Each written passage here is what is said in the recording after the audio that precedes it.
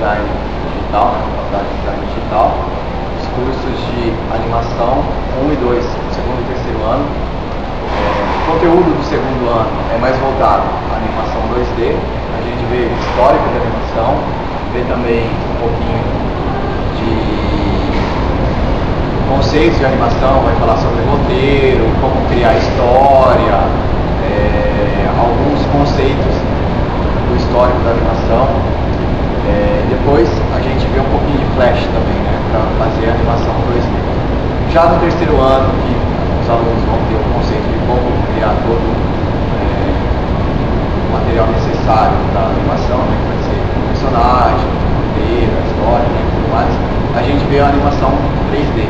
Então, no terceiro ano a gente aprende o software 3D primeiro, no Blender, e depois a gente é capaz de criar uma animação 3D com um personagem, alguma coisa assim. E é o que a gente vai ver nesse semestre.